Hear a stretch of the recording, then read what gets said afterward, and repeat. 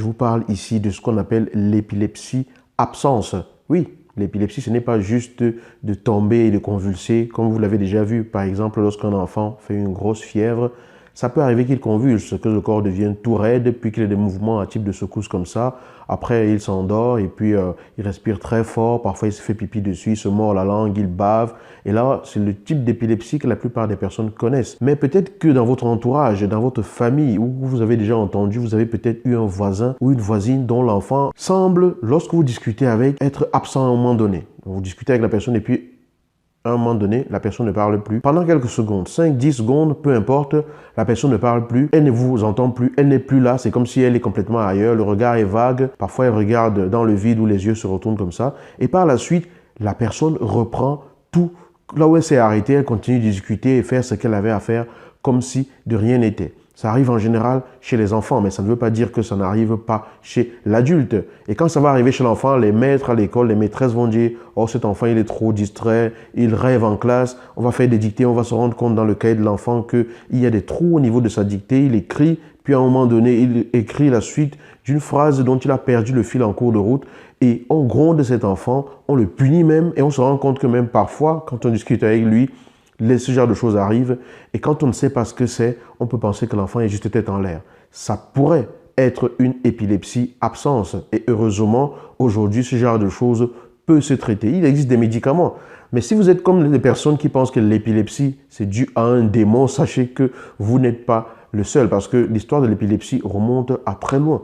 Dans l'Antiquité, déjà, l'épilepsie était considérée comme une maladie surnaturelle. Les Babyloniens, par exemple, ont très bien décrit des épilepsies sur des traces qui ont été retrouvées. Certains ont parlé de maladies démoniaques. Chez certains peuples, il avait été retrouvé que, en fonction du type de crise, parce que oui, il y a énormément de types de crise d'épilepsie, il y a plusieurs types de crises d'épilepsie, on attribuait un démon à chaque type de crise. Et les épileptiques, à cause de cela, étaient stigmatisés. On les rejetait dans la société. Est-ce que vous savez d'ailleurs que Saint-Valentin, le Saint-Valentin, le saint patron des amoureux, le Saint-Valentin, enfin on fête la Saint-Valentin toutes les années, le 14 février, c'était le saint des épileptiques. Le Saint-Valentin, c'était le saint des amoureux, mais c'était aussi le saint des épileptiques. Je ne vais pas vous raconter toute l'histoire, si vous cherchez sur Internet, vous allez trouver, mais il y a des gens qui faisaient des pèlerinages pour aller aux endroits où Saint-Valentin avait vécu, ou bien à l'endroit où certaines de ses reliques étaient conservées, pour espérer, grâce à l'intervention de ce saint-là, guérir de leur épilepsie.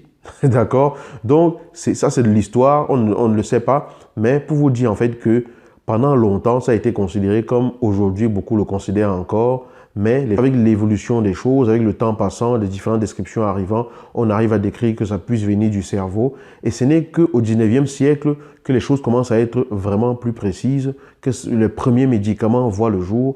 Et l'appareil qu'on utilise pour enregistrer les crises, ce qu'on appelle l'électroencéphalogramme, ne voit le jour que dans les années 1920. Si vous croyez que c'est de la sorcellerie ou que c'est des démons, vous n'êtes pas les premiers.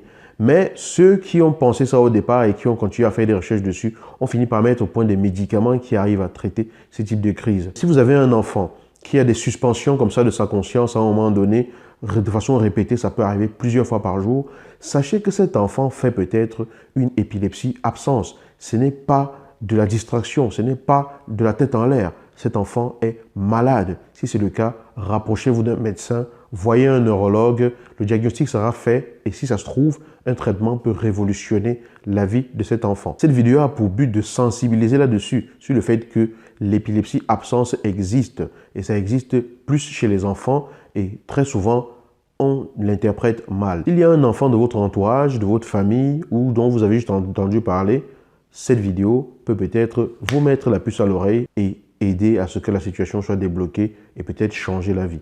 Alors, je vous invite à la partager massivement, à ne pas la garder pour vous parce que l'épilepsie absence typique, c'est ainsi qu'on l'appelle en fait, c'est une réalité. Les choses ont beaucoup évolué. Il existe énormément de médicaments aujourd'hui pour traiter les crises d'épilepsie en général. Je ne sais pas ce qu'on découvrira dans 10 ans, dans 20 ans, dans 30 ans, mais au jour d'aujourd'hui, la conception selon laquelle c'était démoniaque n'est plus retenue. On sait que ça vient du cerveau et il y a des médicaments pour cela.